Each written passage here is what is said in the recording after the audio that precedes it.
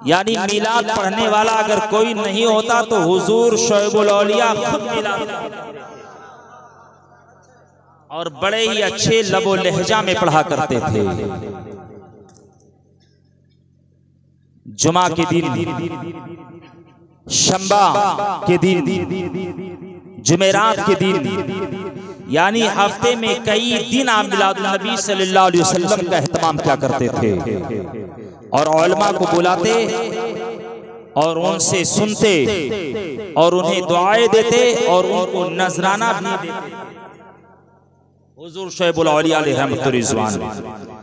और आज हम उनके शहदाई और उनके दीवाने हैं जो महफिल मिलाद में बैठने के लिए तैयार हैं।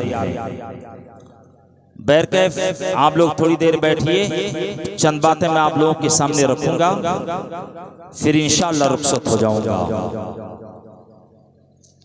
आइए कुछ पेश करने से कबल हम और आप तमामी हजरात मिलकर आकाए नामदार महबूबे परवरदिगार अरब व अजम के मुख्तार रूही फदा हुजूर जनाबे अहमद मुस्तफा हजरत मोहम्मद मुस्तफ़ा सल्लल्लाहु ताला अलैहि वसल्लम की बारगाहे गौहरबार में झूम झूम कर दुरूद पाक का नजराना पेश करें। अल्लाहुम्मा सल्ली अला सय्यिदना मौलाना मुहम्मद बारिक वसल्लम सल्लल्लाहु अलैहि वसल्लम। चंद हजरात आप लोग बचें, थोड़ा सिमट जाइए। चाचा आगे आ जाओ, आप भी आगे माशाल्लाह, आप लोग भी थोड़ा इधर आ जाइए और आगे वाली कुर्सी पर आ जाओ आप। माशाल्लाह आप ही लोग पक्के शहदाई हो, वो तो कच्चे लोग थे जो चले गए। अल्हम्दुलिल्लाह आप लोग भी थोड़ा इधर आ जाइए, कुर्सी इधर ले आइए। माशाल्लाह बड़े अच्छे, अभी मुझसे पहले बहुत अच्छे अंदाज में आप लोगों ने एक बेहतरीन खिताब समात फरमाया।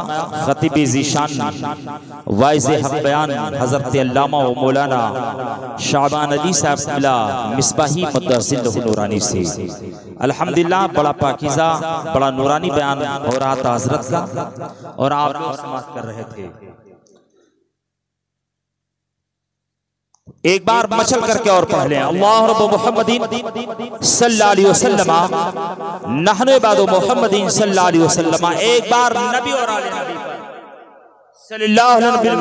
सल्लल्लाहु अलैहि वसल्लम सलातो व सलामत दाइमतन अलैका या रसूलल्लाह सल्लल्लाहु अलैहि वसल्लम। सरकारे आला हजरत मुजद्दिदे दीनो मिल्लत इमाम इश्क मोहब्बत हजरत अल्लामा मुफ्ती शाह इमाम अहमद रजा खान फाजिले बरेलवी रदियल्लाहु तआला अन्हु यूं जमजमा खां हैं।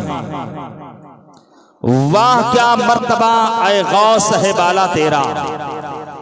हमारे निसार भाई सोच रहे कि मेरा नंबर नहीं आया, लेकिन वो घबराए नहीं, सुबह का पूरा नंबर उन्हीं का है मुकम्मल तरीके से। यानी कल पूरा सुबह उन्हीं को माइक संभालना है।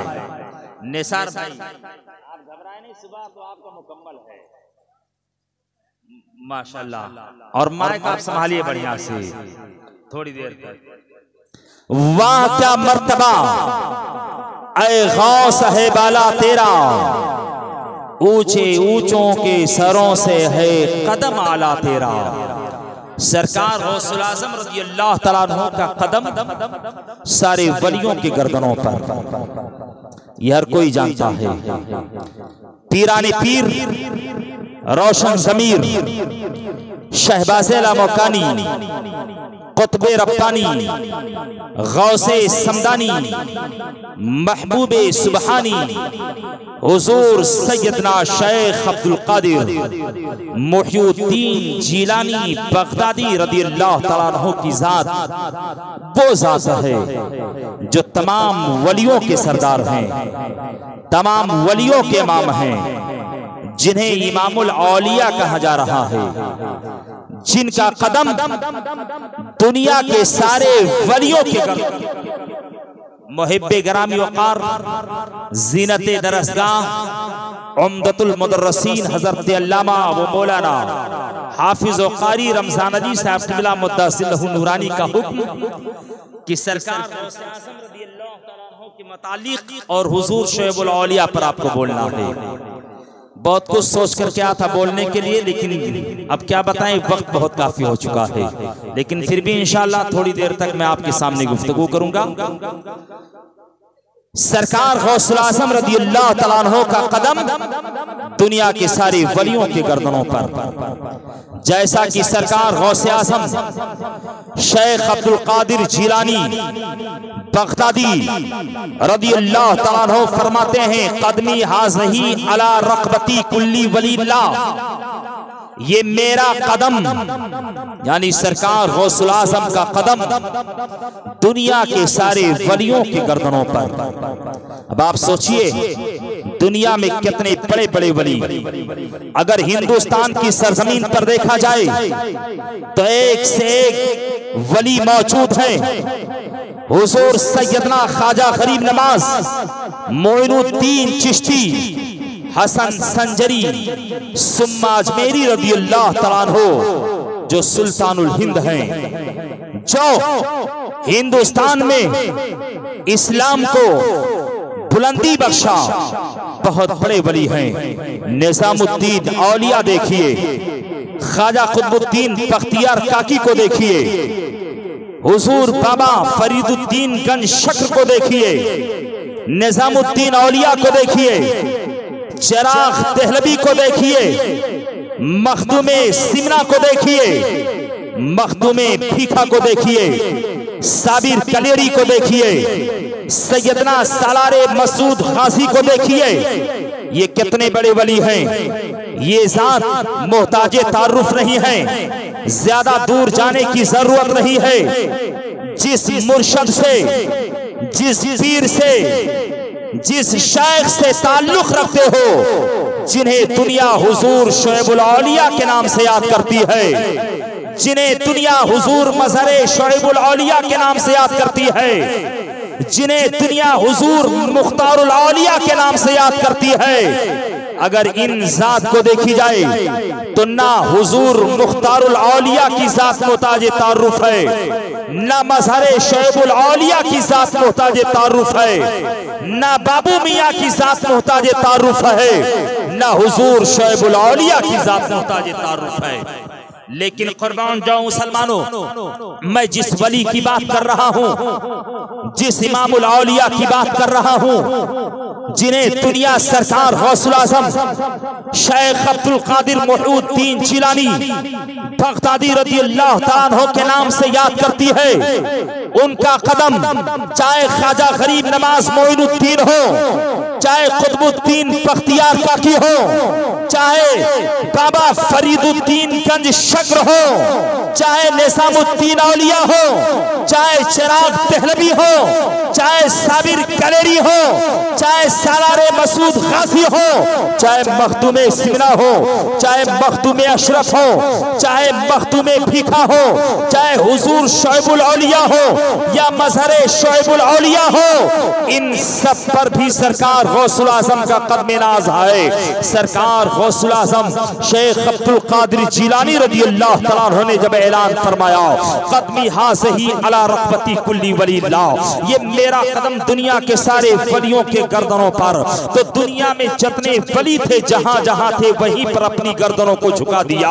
और जब सरकार गौसुल आज़म शेख अब्दुल कादिर जिलानी ने ऐलान फरमाया था, कदमी हाज़ही अला रक़बती कुल्ली वलील्लाह, तो उस वक्त ख्वाजे ख्वाजगा क़िबले चिश्तिया मरकज़ आशिका हुजूर सैयदना ख्वाजा गरीब नवाज मोइनुद्दीन मोहम्मद हसन चिश्ती सुम्मा अजमेरी रज़ियल्लाहु तआला अन्हु खुरासान की चोटी पर इबादत और रियाजत में मशगूल थे।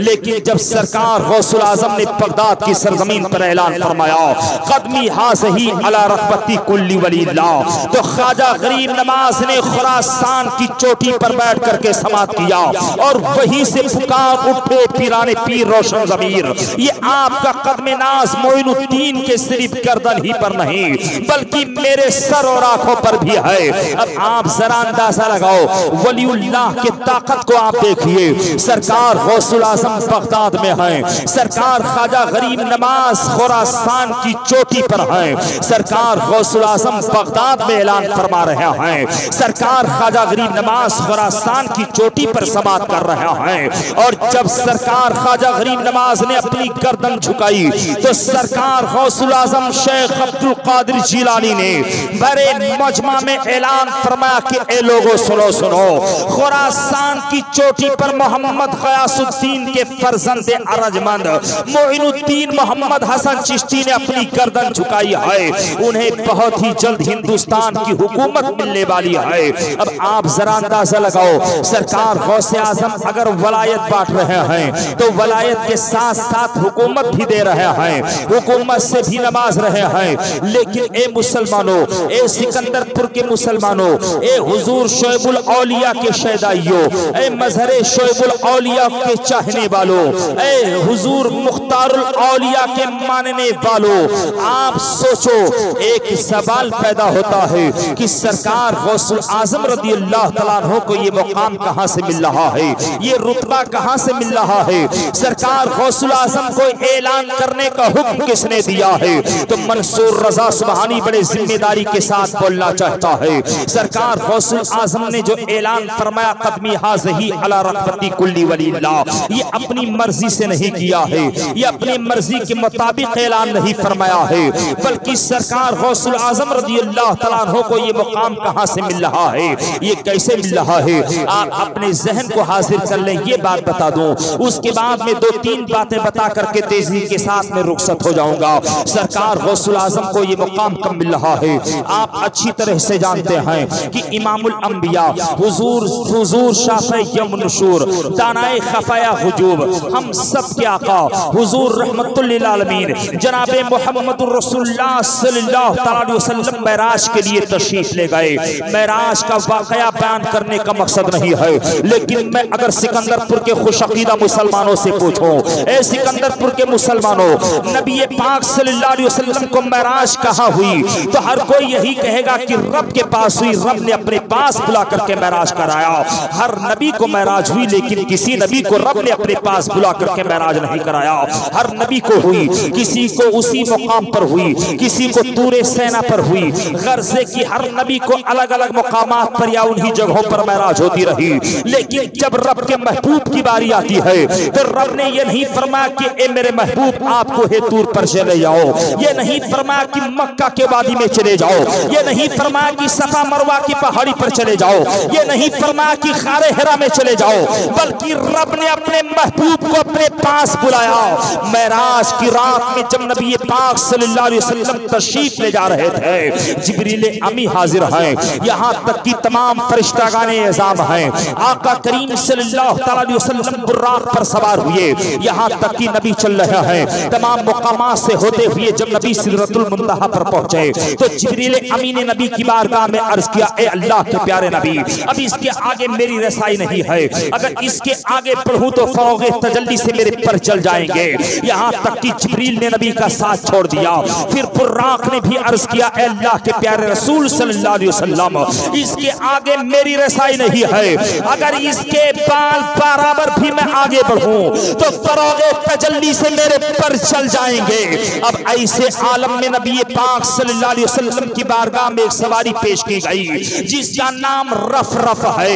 आका करीम सल्लल्लाहु अलैहि वसल्लम रफ रफ पर सवार हुए और सवार होने के बाद नबी आगे बढ़े। जब नबी पाक सल्लल्लाहु अलैहि वसल्लम एक बहुत ऊंचे मुकाम पर पहुंचे तो रफ रफ ने भी अर्ज किया, या रसूल अल्लाह सल्लल्लाहु अलैहि वसल्लम, अब इसके आगे मेरी रसाई नहीं है। सिदरतुल मुंतहा पर जिब्रील ने साथ छोड़ा है, बुर्राक ने साथ छोड़ा है, अब इसके आगे मेरी रसाई नहीं है, अगर इसके आगे बढ़ूं तो फरोगे तजल्ली से मेरे पर चल जाएंगे। यहाँ तक कि नबी पाक सल्लल्लाहु अलैहि वसल्लम की बारगाह में माशूकी सूरत में एक रूह को पेश की गई, और जब नबी पाक सल्लल्लाहु अलैहि वसल्लम की बारगाह में रूह पेश हुई तो आका करीम सल्लल्लाहु अलैहि वसल्लम अपने कदम नाज को उस माशूकी सूरत वाले रूह के कंधे पर अपने कदम नाज को रखा और रब तबारक व तआला की बारगाह में पहुंच गए। जब नबी रब की बारगाह में पहुंचे तो परवरदिगार आलम की बारगाह में अर्ज किया, ऐ बारी ताला, ये किसकी रूह थी जिसकी रूह से मुझको ठंड ठंड मिल रही थी? आवाज आती है, मेरे महबूब सुनो सुनो, ये उसकी रूह है जिसे दुनिया सैयदना शेख अब्दुल कादिर गौसे आज़म मोहिउद्दीन जिलानी के नाम से याद करेगी। अब आप अंदाजा लगाओ मुसलमानों, सरकार गौसुल आज़म की रूह को माशूकी सूरत में पेश कर दिया गया है। आका करीम सल्लल्लाहु अलैहि वसल्लम अपना कदम नाज रख करके रब की बारगाह में जब हाजिर हुए, मेरे आका ने इरशाद फरमाया, ए माशूकी सूरत वाली रूह, ए अब्दुल कादिर सुनो सुनो, अगर तुम्हारे कंधे पर मेरा कदम है तो तुम सुन लो, जब दुनिया में जाओगे तो रब के हुक्म से ऐलान करोगे, कदमी हाज़ही अला रखबती कुल्ली वली, ये मेरा कदम दुनिया के सारे वलियों के गर्दनों पर है। इसीलिए बरेली के इमाम मचल गए, वाह क्या मर्तबा है खास है बाला तेरा, ऊंचे ऊंचों के सरों से है।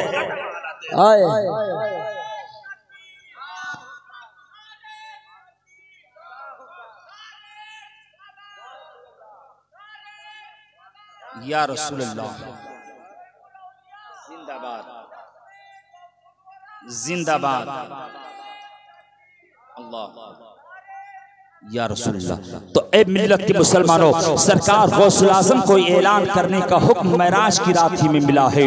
बहुत से लोग कहते हैं कि सरकार गौसे आज़म माँ के पेट से वली हैं, पैदाइशी वली हैं, लेकिन मैं कहता हूँ और आप भी यही कहिए कि सरकार गौसुल आज़म रज़ियल्लाहु तआला अन्हु की रूह को जब से पैदा कर दिया गया था तभी से वो वली हैं। अब आप अंदाजा लगाओ, नबी पाक सल्लल्लाहु अलैहि वसल्लम की ज़ात मुक़द्दस देखिए, तमाम कायनात से पहले अल्लाह तबारक व तआला ने अपने महबूब के नूर को पैदा फरमाया। कायनात की कोई चीज नहीं थी, जैसा कि मेरे आका करीम सल्लल्लाहु अलैहि वसल्लम इरशाद फरमाते हैं, अव्वलु मा खलक़ल्लाहु नूरी, अल्लाह ताला ने सबसे पहले मेरे नूर को पैदा फरमाया है और अपने महबूब के नूर से 7 रूहों को पैदा फरमाया है। उन्हीं 7 रूहों में एक रूह सैयदना शेख अब्दुल कादिर जिलानी की है। सरकार गौसे आज़म अपने जमाने के वलियों के सरदार हैं, अपने पहलों के भी सरदार हैं, अपने बात के भी सरदार हैं, आज के भी सरदार हैं और कयामत तक जितने वली इस दुनिया में आएंगे सारे वलियों के सरदार सरकार गौसे आज़म होंगे।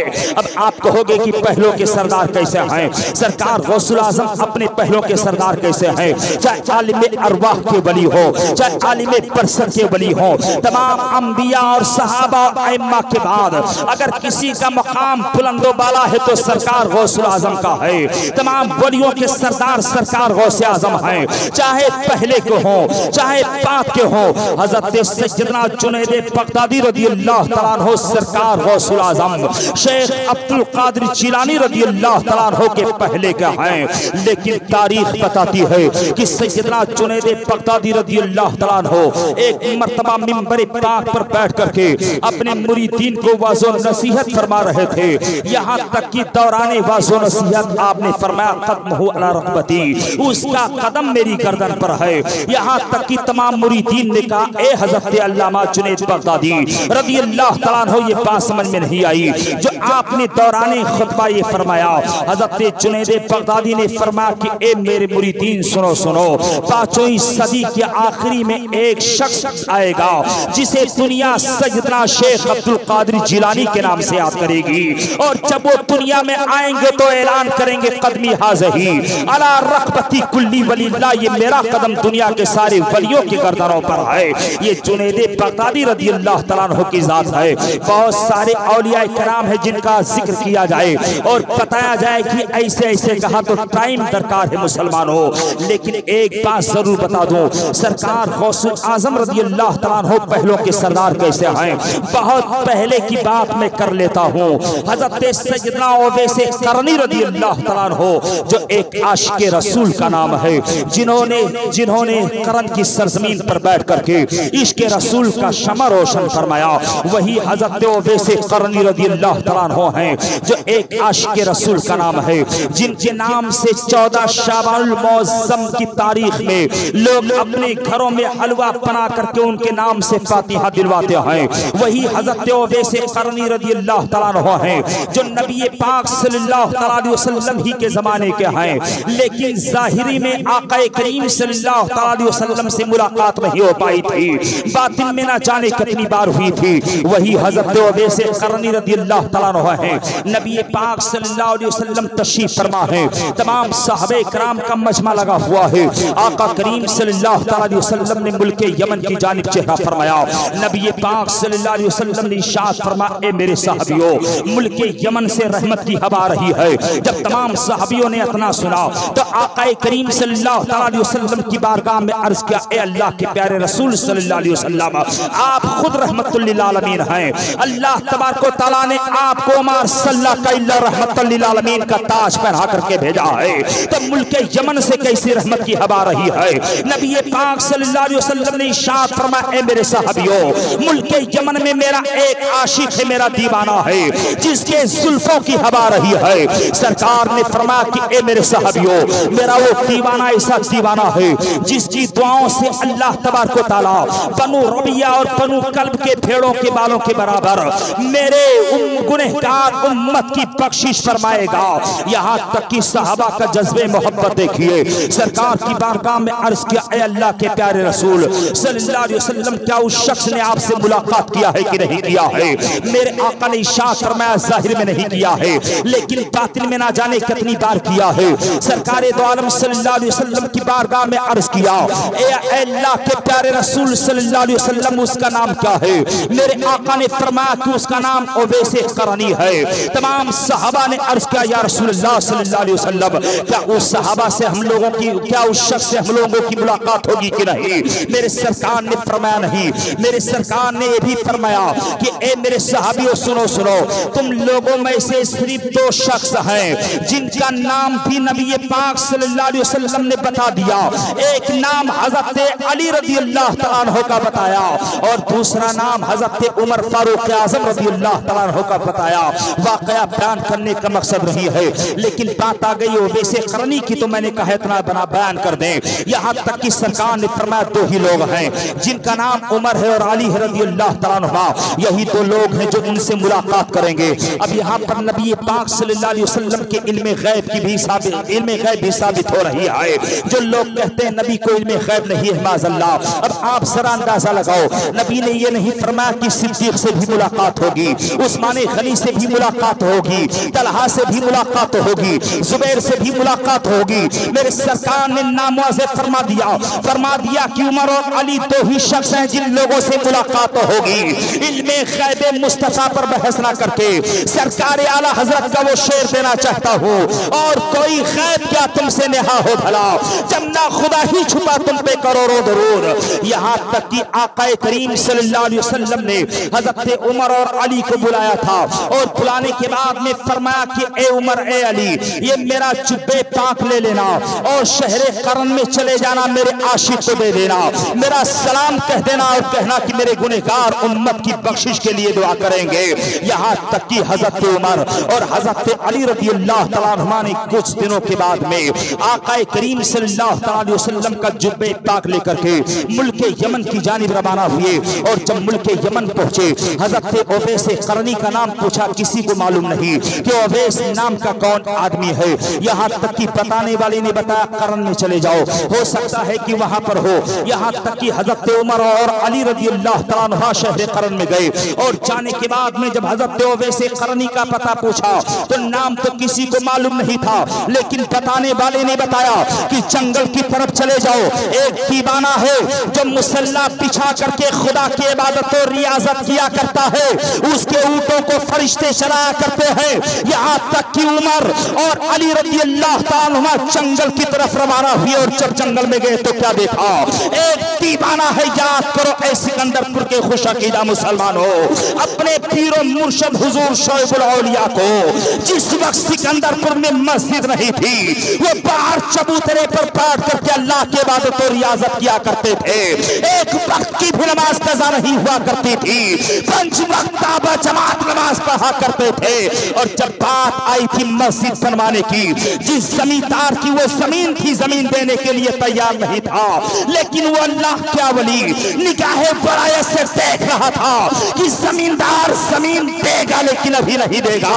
और जब वक्त आ गया चौधरी को बुलाया और बुलाने के बाद में कहा, ए चौधरी जाओ, तफसील में नहीं बल्कि मुख्तसर सुन लो, ए चौधरी जाओ जमींदार के घर और जाकर के कह दो कि जमीन दे दे मस्जिद बनाने के लिए। चौधरी जाने के लिए तैयार नहीं है। हुजूर शैखुल औलिया बार बार फरमा रहा है, चौधरी जाने के लिए तैयार नहीं है। हुजूर शैखुल औलिया बार बार फरमा रहा है, चौधरी जाने के लिए तैयार नहीं है। यहाँ तक कि हुजूर शैखुल औलिया ने फरमाया, ए चौधरी वो वक्त आ गया है, जमींदार दे देगा जमीन को। तक कि जब हुजूर शैखुल औलिया ने चौधरी को ललकारा और टाटा, जब चौधरी गए वहां पर तो उस वक्त जमींदार दोपहर का खाना खाने के लिए घर से बाहर निकल करके हाथ धुल रहा था। और जब जमींदार पहुंचा और जमींदार के घर जब चौधरी पहुंचे, जो चौधरी ने कहा आदाब। यहाँ तक कि जमींदार ने कहा, चौधरी कैसे आना हुआ? कहा कि मैं इसलिए आया हूँ कि शाह साहब किबला ने भेजा है, इसलिए भेजा है कि तुम जमीन को मस्जिद बनवाने के लिए दे दो। अब आज देखिए, उस वक्त मस्जिद नहीं थी, आज मस्जिदें बन गई हैं, फिर भी लोग नमाज पढ़ने के लिए तैयार नहीं है। आप सोचिए उस वक्त को जब हुजूर शैखुल औलिया ने दीनो इस्लाम की तबलीग सिकंदरपुर की सरजमीन पर किया था, जब इस्लाम की नशर-ओ-शात, और जब हुजूर शैखुल औलिया ने यहाँ के लोगों को राह रास्त पर चलाया था, उस वक्त को याद करो मुसलमानों। यहाँ तक कि जमींदार ने जब इतना सुना तो जमींदार ने कहा कि चौधरी, मैंने तो पहले कई बार कह दिया है कि जमीन नहीं दूंगा, अब किस लिए जमीन लेने के लिए आए हो? कहा कि हम जमीन नहीं देंगे, पहले ही कह चुके हैं। लेकिन जमींदार ने कहा, ठीक है, अच्छा रुको, तुम यहीं पर बैठो, मैं खाना खा करके आता हूँ। जब जमींदार घर के अंदर गया, उसकी बीबी ने दस्तरखान लगा दिया और जब खाना खाया और खाना खाना शुरू किया तो जमींदार ने कहा, अपनी बीबी से कहा, ए मेरी बीबी, क्या तुम्हें मालूम नहीं है? जमींदार ने कहा कि ए मेरी बीबी, चौधरी मस्जिद बनवाने की जगह मांगने के लिए आए हैं, उनके पीर साहब ने भेजा है, हुजूर शैखुल औलिया ने भेजा है। यहाँ तक कि उस औरत ने कहा कि जमींदार, न जाने कितने जमीन बंजर और कड़े की तरह पड़े हुए हैं, तुम्हें क्या लग रहा है? तुम क्यों नहीं जमीन दे देते हो मस्जिद बनवाने के लिए? चंद पैसों की तो बात है।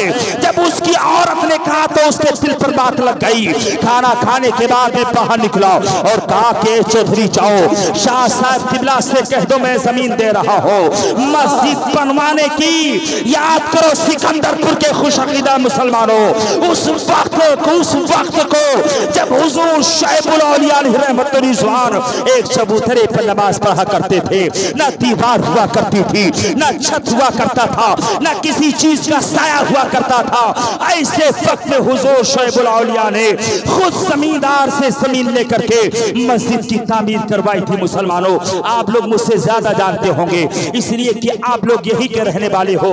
इसी तरह हुजूर शैखुल औलिया अलैहि रहमतुल्लाह रिज़वान कहीं भी जहां भी पहुंचते, जंगलों बयाबान में पहुंचते, अगर नमाज का वक्त हो जाता तो मुसल्ला बिछा दिया करते थे, आप नमाज अदा कर लिया करते थे। सफर में हुआ करते थे, ट्रेन चली जाए कोई परवाह नहीं करते। एक वाक़या मैं बयान कर दे रहा हूँ, उसके बाद में हज़रत वैसे करनी की बात आपके सामने रख दो, फिर रुखसत हो जाओ। यहाँ तक कि लोग फरमाते हैं कि एक मर्तबा हुजूर शैखुल औलिया रहमतुल्लाह रिज़वान बबनान से बस्ती के लिए रवाना हो रहे थे। यहाँ तक कि तमाम मुरीदीन भी साथ में थे। तमामी लोगों ने बबनान स्टेशन पर वज़ू कर लिया और वहीं पर सुन्नत भी अदा कर लिया है। और अदा करने के बाद में ट्रेन में सवार हो गए। और जब ट्रेन चलती है, गौर स्टेशन का नाम आप लोगों ने सुना होगा, जब गौर स्टेशन पर ट्रेन रुकती है, हुजूर शैखुल औलिया रहमतुल्लाह रिज़वान ने मुसल्ला उठाया और मुसल्ला उठाने के बाद ट्रेन से नीचे उतरते हैं। यहाँ तक कि जब मुरीदीन ने देखा कि मेरा पीर मुसल्ला लिए जा रहा है, आजकल के वो मुरीदी नहीं है, ना आजकल के वो पीर रह गए हैं, ना मुरीद रह गया है। पीर भी आला था, मुरीद भी आला हुआ करते थे। पीर के नाम पर लोग मर मिट जाया करते थे। आज हम सिर्फ नारा लगा रहे हैं पीर का, लेकिन पीर की तरह मोहब्बत नहीं है। पीर जिस तरह इस्लाम का काम करता था, उस तरह हम लोग करने के लिए तैयार नहीं। देखिए कुर्सियां खाली पड़ी हुई हैं, पीर से कितनी मोहब्बत करते हैं। लेकिन जब पीर साहब जब ट्रेन से उतरे तो मुरीदों को भी ना रहा गया, मुरीद भी पीछे पीछे गए। हुजूर शैखुल औलिया ने मुसल्ला बिछा दिया है गौरी स्टेशन पर, यहाँ तक कि मुरीदीन भी सब बना लिए हैं, तकबीर कही जाती है। हुजूर शैखुल औलिया ने नियत बात ली, अल्लाह अकबर कहते हुए नमाज शुरू है। एक रकात पढ़ ली गई है नमाज, उसके बाद में ट्रेन चलना शुरू कर देती है। ट्रेन जब चलना शुरू करती है, तारीख बताती है कि ट्रेन स्टेशन से बहुत आगे चली गई, लेकिन क्या देखा गया, एकाएक क्या देखा गया कि वो ट्रेन वापस आ रही है, पीछे चलती हुई चली आ रही है। और वो ट्रेन, वो डिब्बा जिसमें हुजूर शैखुल औलिया अली रहमतुल्लाह रिज़वान बैठे हुए थे, वो डिब्बा बिल्कुल बगल में आकर के रुकता है। इतने में जो गार्ड होता है, क्या देखा गार्ड ने देखा कि ये जो फकीर है और इसके साथी जो खड़े हुए हैं, नबी पर दुरूद व सलाम की डाली पेश कर रहे हैं।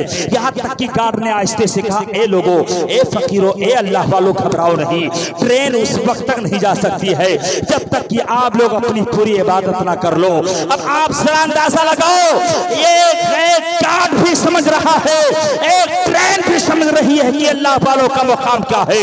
लेकिन आज हम इंसान होकर के, उन्हीं के दर के भिखारी होकर के, उन्हीं के दर से जो कुछ मिला है हमें और आपको मिला है, उन्हीं की दर से इज्जतें मिली हैं, दौलतें मिली हैं, औलादें मिली हैं, फिर भी उन्हीं की याद में हम लोग नहीं बैठ पा रहे हैं। मुसलमानों, आप जरा सोचिए, यहाँ तक कि ट्रेन आकर के रुक गई। हुजूर शैखुल औलिया ट्रेन में सवार हुए, तमाम मुरीदीन भी सवार हुए, फिर ट्रेन चलने लगी। इस तरह के ना जाने कितने करामात मेरे ज़हन में हैं। मेरे कहने का मतलब यह है कि ये अल्लाह वाले हुआ करते थे जो सफर नहीं देखते थे, जो अज़र नहीं देखते थे, जहां नमाज का वक्त हो जाता, जहां इबादत का वक्त हो जाता, मुसल्ला बिछा दिया करते। अब आप जरा अंदाजा लगाओ, हज़रत उवैस क़रनी रज़ी अल्लाह तआला अन्हु को देखिए, जिन्होंने इश्क़ रसूल में आपने सब कुछ मिटा दिया था और इश्क़ रसूल से अपना सीना मुज़य्यन कर लिया था। आपने अपना सीना खशियत इलाही का खजीना, इश्क़ रसूल का मदीना बना लिया था। यहाँ तक कि हज़रत उमर और हज़रत अली रज़ी अल्लाह तआला अन्हु गए, आप लोगों ने क्या देखा कि एक फकीर है जो मुसल्ला बिछाए हुए खुदा की इबादत कर रहा है। यहाँ तक कि हज़रत उमर गए और जाने के बाद में सलाम पेश किया, अस्सलाम वालेकुम। आपने जवाब दिया, वालेकुम अस्सलाम। हज़रत उमर ने पूछा, मा इस्मुका, आपका नाम क्या है? उन्होंने जवाब दिया, इस्मी अब्दुल्ला। हज़रत उमर ने फरमाया कि असली नाम बताइए। आपने अपना असली नाम उवैस क़रनी बताया। जब हज़रत उमर ने उवैस का नाम सुना, नबी पाक सल्लल्लाहु अलैहि वसल्लम ने मदीनतुल मुनव्वरा में बैठ करके हज़रत उमर को तमाम चीजें और तमाम निशानियां बता दी थी।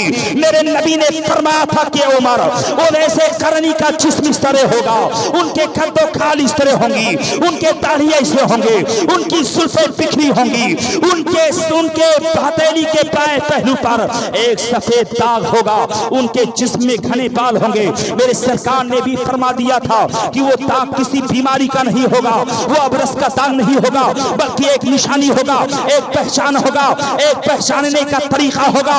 हज़रत उमर ने तमाम निशानियों को पा लिया है जो आका करीम सल्लल्लाहु अलैहि वसल्लम ने मदीनतुल मुनव्वरा में बैठ करके हज़रत उमर को बताया था। हज़रत उमर ने मदीना की जानिब चेहरा किया और करने के बाद वहीं से पुकार उठते हैं, ए हरे गुंबद में आराम फरमाने वाले आका, ए इमामुल अंबिया, ए गैब की खबरें रखने वाले नबी, आपने सच फरमाया था। आपका दीवाना वैसे ही है, आपका आशिक वैसे ही है। इसीलिए शायर कहता है, दीवान के इश्क बड़ी चीज है सीमाब, ये उनका करम है जिसे दीवाना अपना बना ले। यहाँ तक कि हज़रत उमर रज़ी अल्लाह तआला अन्हु ने नबी पाक सल्लल्लाहु अलैहि वसल्लम का सलाम पेश किया और करने के बाद में नबी पाक सल्लल्लाहु अलैहि वसल्लम का जुब्बे पाक निकाला और निकालने के बाद में कहा कि ए उवैस क़रनी, ये नबी का जुब्बे पाक है। आका करीम सल्लल्लाहु अलैहि वसल्लम ने फरमाया है कि मेरे गुनहगार उम्मत की बख्शिश के लिए दुआ कर देंगे।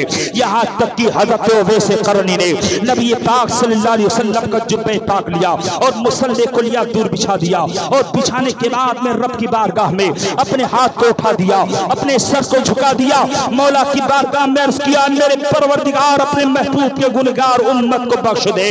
या यहाँ तक कि जब हजरत ओवैस करनी ने अपने हाथ को दुआ के लिए उठाया तो आवाज आती ओवैस करनी, मैंने आधी उम्मत को बख्श दिया है। हजरत ओवैस करनी ने अर्ज किया, ए मौला उस वक्त तक मैं हाथ नीचे नहीं करूंगा जब तक कि पूरी उम्मत को ना बख्श देगा। यहाँ तक कि रब ने इरशाद फरमाया, ए ओवैस करनी अपना सर उठा लो, मैंने आधी उम्मत को बख्श दिया है। हजरत ओवैस ने अर्ज किया, मेरे परवरदिगार मैं उस वक्त तक तेरे महबूब का जुब्बे पाक नहीं पहनूंगा जब तक कि पूरी उम्मत को ना बख्श दे। यहाँ तक की आवाज आती है, ए ओवैस करनी सुनो सुनो, आधी उम्मत को मैंने तुम्हारी दुआ से बख्श दिया है। और जब इस दुनिया में मेरा महबूब बंदा जिन्हें दुनिया सैयदना शेख अब्दुल कादिर गौसे आजम मोहिउद्दीन जिलानी के नाम से याद करती है, जब वो इस दुनिया में आएंगे तो उनकी दुआ से आधी उम्मत को बख्श दूंगा।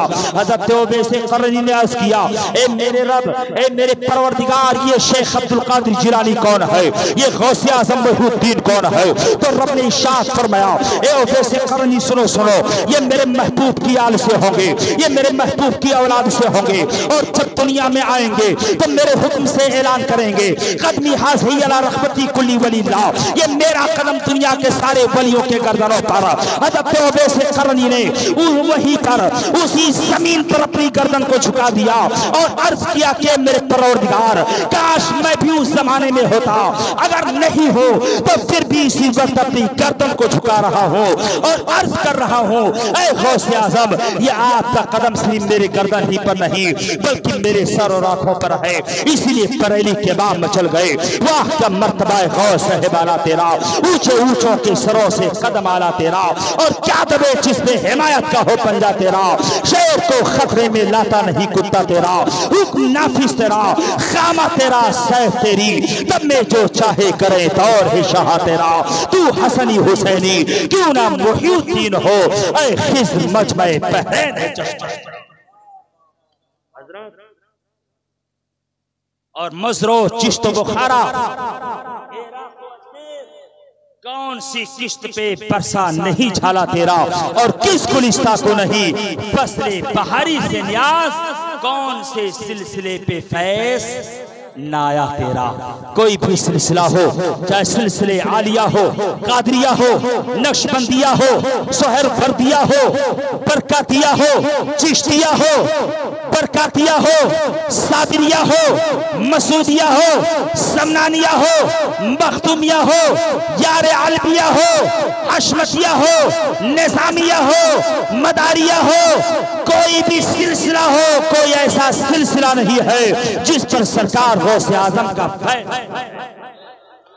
क्या है। कोई सिलसिला ऐसा, कोई सिलसिला नहीं। हर सिलसिले पर अल्हम्दुलिल्लाह जो हम और आप जिस सिलसिले से ताल्लुक रखते हैं, अल्हम्दुलिल्लाह उन सिलसिलों पर भी सरकार गौसे आजम का फैज़ है। सरकार शोएबुल औलिया पर सरकार गौसे आजम का फैज़ है। सरकार मज़हर शोएबुल औलिया पर सरकार गौसे आजम का फैज़ है। बाबू मियां पर सरकार गौसे आजम का फैज़ है। मुख्तार औलिया पर सरकार और उन्हीं का फैज़ है। जांच इतने कम उम्र में बाबू मसूद साहब किबला चमक रहे हैं, ये भी सरकार गौसे आजम का फैज़ है। बोलिए सुभान अल्लाह। किसका फैज़ है? गौसे आजम का फैज़ है। ना जाने कितने दुश्मन आए और चले गए और हैं भी मिटाने वाले, लेकिन कौन मिटा सकता है? जिसको बचाने वाले शोएबुल औलिया हो, जिनको बचाने वाले मज़हर शोएबुल औलिया हो, और जिसको बचाने वाले पीरों के पीर सरकार गौसुल आज़म हो, उन्हें कौन बचा सकता? मेरी दुआ है कि बाबू मसूद साहब चमके और चमकते रहें और आप लोग उनसे मोहब्बत करते रहें। हज़रात, ये सरकार गौसुल आज़म रज़ियल्लाहु तआला अन्हु की तारीखें हैं और ये उर्स की तक़रीब है। हज़रत अल्लामा वो मौलाना अलहाज मोहम्मद निज़ामुद्दीन साहब किबला अली रहमतुर रिज़वान उर्स मनाना चाहिए। सालाना फातिहा बुजुर्गों के नाम, अपने वालिदैन के नाम, अपने मुर्दों के नाम साल में एक मर्तबा जरूर, अगर रोजाना ना करवा पाए तो साल में एक बार जरूर करवाना चाहिए। उनके नाम से साले सबाब करवाना चाहिए। आपके मदरसे के एक जिम्मेदार आलिम दीन हज़रत अल्लामा मौलाना शाबान अली साहब क़िबला मिसबाही मुद्दासिल्लहु नूरानी तशरीफ फरमा है। अगर आप अपने घरों पर कुरान खानी का एहतमाम ना कर सके तो हजरत की बारगाह में आए और आने के बाद में अर्ज करें, हुजूर बच्चों से कुरान पढ़वा दीजिए, हम शेरनी पहुंचवा देते हैं मदरसे में, और मेरे वालिदैन के नाम से फातिहा पढ़ के साले सवाब कर दीजिए। यह आसान तरीका है। आखिरी बात कर रहा हूं, घबराइए नहीं आप लोग। ए साले सवाब कर दीजिए मेरे बाप के नाम से, मेरी माँ के नाम से। लेकिन आजकल के नादान ए साले सवाब पर भी फातिहा पर भी एतराज करते हैं, कहते हैं फातिहा नहीं करना चाहिए। हम और आप बुजुर्गों के मज़ारात पर जाते हैं। अभी 22 मुहर्रमुल हराम शरीफ जो हुजूर शैबुल औलिया अलैहि रहमतुर रिज़वान के उर्स की तकरीब थी, सिकंदरपुर ही के खुशअकीदा मुसलमान नहीं बल्कि हमारे कुर्बो अतराफ के से न जाने कितनी गाड़ियां गई बराव शरीफ हुजूर शैबुल औलिया के मज़ार पुरनवार पर हाजिरी देने के लिए, मज़ार शैबुल औलिया की बरकतों को लूटने के लिए, मुख्तार औलिया के फ्यूज से मालामाल होने के लिए लोग गए। आजकल के लोग ये भी कहते हैं कि मज़ारात पर न जाओ, कब्रिस्तान पर न जाओ, अपने माँ और बाप के कब्रों पर न जाओ। दो हदीस में आपके सामने बयान कर दूं बड़ी तेजी के साथ, एक फातिहा के मुतालिक और एक कब्र पर जाने के मुतालिक। हजरत अनस रज़ियल्लाहु तआला अन्हु से मरवी है। हजरत अनस रज़ियल्लाहु तआला अन्हु फरमाते हैं कि मेरी माँ हजरत उम्मे सुलैम रज़ियल्लाहु तआला अन्हा ने एक मरतबा मालिदा बनाया और मालिदा बना करके छोटी सी सीनी में रखा और रखने के बाद में फरमा कि ए अनस मालिदा उठाओ, अपने सर पर रखो, ले जाओ आका करीम सल्लल्लाहु अलैहि वसल्लम की बारगाह में। यहाँ तक कि हजरत अनस रज़ियल्लाहु तआला अन्हु ने मालिदा उठाया और उठाने के बाद में आका करीम सल्लल्लाहु अलैहि वसल्लम की बारगाह में हाजिर हुए। आका करीम सल्लल्लाहु अलैहि वसल्लम ने फरमाया, अनस क्या लाए हो? अनस ने अर्ज किया, या रसूलुल्लाह सल्लल्लाहु अलैहि वसल्लम, मेरी माँ ने आपकी बारगाह में मालिदा बना करके भेजा है। नबी पाक सल्लल्लाहु अलैहि वसल्लम ने फरमाया मालिदा रख दो। आका करीम सल्लल्लाहु अलैहि वसल्लम ने फरमाया कि मदीने की गलियों में ऐलान कर दो कि लोग मेरी बारगाह में आ जाएं। यहाँ तक कि जब हजरत अनस ने ऐलान किया तो 300 से ज्यादा आका करीम सल्लल्लाहु अलैहि वसल्लम की बारगाह में आ गए। आका करीम सल्लल्लाहु अलैहि वसल्लम के सामने मालिदा रखा हुआ है। सरकारे दो आलम सल्लल्लाहु अलैहि वसल्लम ने कुरान पाक की तिलावत किया और करने के बाद में अपने हाथ को दुआ के लिए उठा दिया। उस वक्त तक हाथ को नीचे नहीं फरमाया जब तक कि दुआ मुकम्मल नहीं हो गई। अपने हाथ को चेहरे पर जब तक फेर नहीं लिया और नीचे नहीं कर लिया, उस वक्त तक आका करीम सल्लल्लाहु अलैहि वसल्लम दुआ मांगते रहे। इस हदीस पाक से दो तीन बातें साबित हो रही है। एक ये कि सामने शीनी रख करके, मालिदा रख करके, खाना रख करके फातिहा करवा सकते हैं, हाथ उठा करके दुआ मांग सकते हैं, अपने हाथ को अपने चेहरे पर फेर सकते हैं। जब आका करीम सल्लल्लाहु अलैहि वसल्लम ने फातिहा मुकम्मल फरमा दिया तो आका करीम सल्लल्लाहु अलैहि वसल्लम ने अपना दस्ते मुबारक मालिदा के अंदर डाला। हजरत अनस चश्मे दीद गवाह हैं कि 300 से ज्यादा लोग मौजूद हैं। जब सरकार ने अपना दस्ते नूरानी मालिदा के अंदर डाला, फातिहा भी नबी ने पढ़ा है और तकसीम भी नबी कर रहे हैं। यहाँ तक कि तमाम सहाबी आ रहे हैं। नबी पाक सल्लल्लाहु अलैहि वसल्लम अपने हाथ से मालिदा निकाल कर तमाम सहाबी को दे रहे हैं। यहाँ तक कि तमाम सहाबी मालिदा पा गए। सरकार दो आलम सल्लल्लाहु अलैहि वसल्लम ने इरशाद फरमा के अनस मालिदा उठाओ, अपने घर ले जाओ। हजरत अनस फरमाते हैं कि जब मैंने मालिदा उठाया, अपने सर पर रखा तो अंदाजा नहीं लगा पाया कि मालिदा लाने में जितना वजन था उतना ले जाने में भी वजन है। अब आप जरा अंदाजा लगाओ, नबी ने फातिहा पढ़ा है, नबी ने अपने हाथों तकसीम किया है, नबी ने फरमाया कि अनस उठाओ, अनस ने उठा लिया है, लेकिन मालिदा में कमी नहीं बल्कि ज्यादती हो गई है। ये फातिहा की बरकत नहीं तो फिर क्या है? इसीलिए हम सुन्नी मुसलमान हर मौके पर सबसे पहले खाने पर फातिहा दिलवाते हैं ताकि खाने में बरकतें हो, अल्लाह की रहमतें नाजिल हो। जब एक आम आलिम दीन और एक आम आम आदमी खाने पर फातिहा पढ़ देता है तो उसकी बरकतों का आलम ना पूछो, लेकिन जिस खाने पर इमामुल अंबिया फातिहा पढ़ दे, नबियों के ताजदार फातिहा पढ़ दे, उस खाने की बरकत क्या रही होगी उसका कोई अंदाजा नहीं लगा सकता। और जिस खाने में नबी अपना दस्ते मुबारक डाल दे, उस खाने का क्या आलम होगा उसका भी कोई अंदाजा नहीं लगा सकता। अगर नबी मालिदा में हाथ डाल दे तो मालिदा में कमी ना आए, नबी शुरबे में हाथ डाल दे तो शुरबा में कमी ना आए, नबी अगर दूध में डाल दे दूध में कमी ना आए, अगर नबी पानी के अंदर हाथ डाल दे तो मुकामे हुदैबिया के 1200 सहाबी पानी पी ले, उनके जानवर भी पानी पी ले, अपने बर्तनों को भी पानियों से भर ले, पानी की कमी ना हो। इसीलिए बरेली के इमाम मचल गए, उंगलियां है फैज पर, टूटे हैं प्यासे झूमकर, नदियां पंजाबे रहमत की है जारी। वाह वाह, इससे पता चला मुसलमानों फातिहा करना जायज़ और दुरुस्त है। आका करीम सल्लल्लाहु अलैहि वसल्लम खुद फातिहा पढ़ा करते थे। मैंने एक हदीस और कहा था कि कब्रिस्तान पर जाना चाहिए कि नहीं जाना चाहिए। जो हम और आप अपने बुजुर्गों के मज़ारात पर जाते हैं, हज़रत अल्लामा अशाह अलहाज मोहम्मद निज़ामुद्दीन साहब किबला के भी मज़ार पर गए होंगे। अभी अनकरीब 2 रोज पहले हुजूर नसीम मिल्लत अली रहमत व रिज़वान का उर्स मुक़द्दस बड़े ही उसको एहतशाम के साथ मनाया गया, उनके मज़ार पर भी हाज़िरी दी गई होगी मुसलमानों। लेकिन जो लोग कहते नहीं जाना चाहिए, हज़रत आयशा सिद्दीक़ा रज़ियल्लाहु तआला अन्हा फरमाती है कि नबी पाक सल्लल्लाहु अलैहि वसल्लम हज़रत आयशा सिद्दीक़ा रज़ियल्लाहु तआला अन्हा के हुजरे पाक में आराम फरमा थे। रात का कुछ हिस्सा गुजरता है, आका करीम सल्लल्लाहु अलैहि वसल्लम हुजरे आयशा से बाहर निकलते हैं, यहाँ तक कि काफी देर हो गई, नबी वापस तशरीफ नहीं लाए, यहाँ तक कि हज़रत आयशा सिद्दीक़ा को रहना गया। आप सोचने लगी कि आखिर नबी कहाँ चले गए, यहाँ तक कि नबी को तलाश करने के लिए हज़रत आयशा सिद्दीक़ा रज़ियल्लाहु तआला अन्हा कमरे से बाहर निकलती है नबी को तलाश करने के लिए। लेकिन नबी को कहाँ तलाश करती, उस रात तो मदीना की सारी गलियां महक रही थी, मदीने के कूचे महक रहे थे, मदीने की वादियां महक रही थी। इसलिए बरेली के इमाम मचल गए, उनकी महक ने दिल के खुलचे खिला दिया है। जिस राह चल गए हैं कूचे बसा दिया है, उनके निसार कोई कैसे हिरन में हो, जब याद आ गई है सब गम भुला दिया है। यहाँ तक कि हज़रत आयशा कमरे से बाहर निकली नबी को तलाश करने के लिए। हज़रत आयशा इंतजार कर रही है कि नबी कब तशरीफ लाएं, कब लाएंगे, नबी कब तशरीफ लाएंगे। यहाँ तक कि हज़रत आयशा ने अपने दिल में ख्याल किया कि नबी शायद किसी और बीबी के पास तशरीफ ले गया है। किसी और बीबी का मतलब ये नहीं कि गैर बीबी, बल्कि मनकूहा बीबियां। नबी पाक सल्लल्लाहु अलैहि वसल्लम के पास 11 बीबियां थी। यहाँ तक कि जब आका करीम सल्लल्लाहु अलैहि वसल्लम थोड़ी देर बाद तशरीफ लाए, हज़रत आयशा ने नबी के दामन को थाम लिया, अर्ज किया या रसूल अल्लाह फ़िदा का भी उम्मी, मेरे मौत बाप आप पर कुर्बान जाए, इस रात की तारीकी में आप कहाँ तशरीफ ले गए थे। मेरे सरकार मुस्कुराने लगे।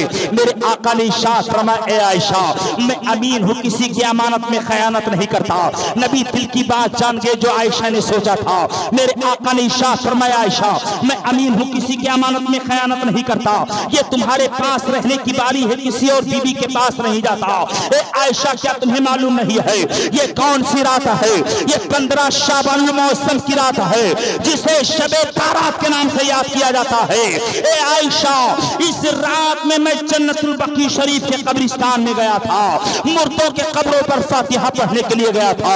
ए आयशा ये वो रात है, अगर इस रात में कब्रिस्तान में जाकर के मुर्दों के कब्रों पर फातिहा पढ़ करके उनके रूहों को एहसास कर दिया जाए तो अल्लाह तबारक व तआला उनकी बख्शिश फरमा देता है, उनकी मग़फ़िरत फरमा देता है। इसीलिए हम सुन्नी मुसलमान जब 15 शाबान की तारीख आती है तो अपने अपने घरों से निकल करके कब्रों पर जाते हैं, उनके कब्रों पर फातिहा पढ़ते हैं। इसलिए जाते हैं कि हमारे नबी जाया करते थे, हम उनके उम्मती हैं, हम क्यों ना जाएंगे। हम अपने माँ और बाप के कब्रों पर जाएंगे, अपने बुजुर्गों के कब्रों पर जाएंगे, अपने पीरों के कब्र पर जाएंगे। मुझे जाने से कोई नहीं रोक सकता है। बिरादरान मिल्लत इस्लामिया, आप कब्रों पर भी जाकर के फातिहा पढ़ सकते हैं, यहाँ से भी पढ़ सकते हैं। अल्हम्दुलिल्लाह आप लोगों को तो नाज होना चाहिए कि ऐसे पीरो मुर्शिद से ताल्लुक रखते हो, ऐसी खानकाह से ताल्लुक रखते हो जिन्हें दुनिया आरिफ़े बिल्लाह आशिक़े महबूबे किबरिया हज़रत सैयदना मोहम्मद यार अली शोएबुल औलिया अलैहि रहमतुर रिज़वान के नाम से याद किया करती है। मुसलमानों ना जाने कितनी करामतें आपकी यहाँ पर हैं, आप लोग मुझसे ज्यादा जानते होंगे हुजूर शोएबुल औलिया के मुतालिक। मुसलमानों उन्हीं के नक्शे कदम पर चलो और उन्हीं की तरह महफ़िल मिलाद से मोहब्बत करो। मुसलमान मुसलमानों, महफिल मिलाद में आओ। जब तक अल्लाह और उसके रसूल का जिक्र होता रहे आप उस वक्त तक बैठे रहो। ये मिलादुन नबी सल्लल्लाहु अलैहि वसल्लम है। अभी मिलाद की तारीख हमारे और आपके सामने से गुजरी है। अल्हम्दुलिल्लाह हम सुन्नी मुसलमानों ने नबी पाक सल्लल्लाहु अलैहि वसल्लम की वलादत की खुशी मनाई, अपने घरों पर झंडे को लगाए, गलियों को सजाया हम लोगों ने, और आका करीम सल्लल्लाहु अलैहि वसल्लम की खूब हम लोगों ने आज ताज़ा किया। और इंशाअल्लाह जब तक दम में दम रहेगा हम उस वक्त तक नबी का जिक्र करते रहेंगे। लोग चिढ़ते रहे, हम नबी का नारा लगाते रहेंगे, नबी की आमद की खुशी मनाते रहेंगे। और यौम वलादत यानी जब वलादत का दिन आएगा और तारीख आएगी तो और घड़ी आएगी, तो उस घड़ी और उस वक्त में मैं आका करीम सल्लल्लाहु अलैहि वसल्लम की बारगाह में हम सब मिलकर आका सल्लल्लाहु अलैहि वसल्लम पर दुरूद व सलाम की डाली पेश करते रहेंगे। बस इसी पर मैं अपनी तकरीर खत्म कर रहा हूँ। या रसूलुल्लाह तेरी अज़मत को सलाम, या रसूलुल्लाह तेरी रिफ़ात को सलाम, या रसूलुल्लाह तेरी हर अदाओं को सलाम, मदीना के गलियों को सलाम, मदीना के कूचों को सलाम, गुंबदे खज़रा के मीनारों को सलाम, गुंबदे खज़रा के फ़िज़ाओं को सलाम।